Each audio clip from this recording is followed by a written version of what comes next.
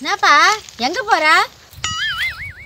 அக்கா அது ஏன்க்கா கேட்குற? நீ ஞாயிற்றுக்கிழமைல பசங்களாம் பிரியாணி வாங்கி கொடுன்னு ஒரே தொந்தரவு பண்ணுதுங்க. சின்ன பசங்களுக்கு என்னக்கா தெரியும்? நல்லா சாப்பிட்றதுக்கு ஆசைப்படுதுங்க. காசு இருக்கா இல்லையான்னு பெரியவங்க நம்மளுக்கு தானே தெரியும். சின்ன பசங்க ஆசைப்பட்டுருதுங்க. சரி வாங்கியாந்து கொடுக்கலான்னு தான் கிளம்பினுக்கிறேன். ஆமாப்பா, என்ன பண்றது, பசங்க அப்படிதான்ப்பா கேக்குதுங்க. கவுச்சி ஒன்று வந்துங்க, பிரியாணி ஒன்று வந்துங்க, மீன் குழம்பு வைந்துங்க, மீன் வாங்குதுங்க, எல்லாம் கேட்டுதாங்குதுங்கப்பா. பசங்களுக்கு என்ன தெரியும்? நாம தான் அதெல்லாம் பண்ணி மேனேஜ்மெண்ட் பண்ணின்னு தேகுது. கஷ்டம் நமக்கு தெரியுது, அதுங்களுக்கு தெரியுமா? அதான் நானும் பிரியாணி வாங்கி கொடுக்கலான்னு போயின்னு இருக்கிறேன்ப்பா. எனக்கு அதான் யோசனையாகுது. சில்லற வேற இல்லை, என்ன பண்றதுன்னு தெரியல. என்ன பண்ண போறீங்க?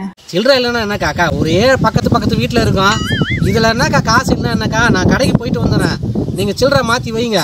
நான் பிரியாணி வாங்கி வந்து கொடுக்குறேன், அதுக்கப்புறம் சில்லற கொடுங்க. என்னக்குது? சரிக்கா, நான் போய் வாங்கிட்டு வந்துடுறேன். ஐயோ கொஞ்சம் கூட விவரமே இல்லாத ஆள் நீங்க. ரொம்ப தேங்க்ஸ்ப்பா. போங்க, எப்படிதான் பிழைக்க போறீங்களா? அக்கா பிரியாணிக்கா வாங்கிக்கோங்க. மாட்டிக்கிட்டியா? அக்கா பிரியாணி வாங்கினதுக்கு மொத்தம் 300 ரூபா ஆச்சு. அப்புறம் சில்லறை மாற்றி வச்சிட்டிங்களா? நான் தான் கடைக்கு போயிட்டு வரத்துக்குள்ள சில்லறை மாற்றி வைக்க சொன்னேன். முதல்ல இருந்து சில்லறை இல்லைன்னு சொன்னேன்.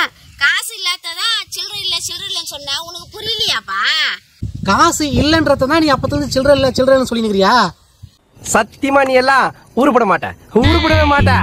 அடி பாவி, உனக்கு போய் நான் வாங்க 300 ரூபாய் எனக்கு இல்ல. சில்லறை இல்லைன்றதுக்கு காசு இல்லைன்னு இன்னொரு அர்த்தம் இருக்குதா? உங்களோட தான் நான் தெரிஞ்சுக்கணும் போல. இனிமே யாருக்கு உதவி செஞ்சாலும் கரெக்டா தெளிவா கேட்டு தெரிஞ்சுன்னு தான் உதவி செய்யணும். இல்ல என்ன மாதிரி தான் ஏமாந்து போனோம். தம்பி இருப்பா, ஒரு முக்கியமான விஷயம். என்னக்கா முக்கியமான விஷயம்? காசு வீட்டுல இருந்து எடுத்துன்னு வர போறியா? அதான்ப்பா, தயிர் பச்சடியும் கத்திரிக்காய் குழம்பும் வச்சிருக்காங்களா என்னன்னு தெரியல, உள்ள இருக்குதா நான் தெரியல, அதான் கேட்டேன். ஏதே தயிர் பச்சடியும் கத்திரிக்காய் குழம்பும் மறக்காம வச்சிட்டாங்களா? இதெல்லாம் மறக்காம கேளு. ஆனா காசு மட்டும் வீட்டுல இருந்து எடுத்துன்னு வரணும் மறந்துடு. மூஞ்சி முகரையும் பாரு. என்ன இழிச்ச வாய பாருங்க. உன் புண்ணியத்துல இன்னைக்கு பசங்க பிரியாணி சாப்பிட போதுங்க. ரொம்ப சந்தோஷமா இருக்குதுப்பா.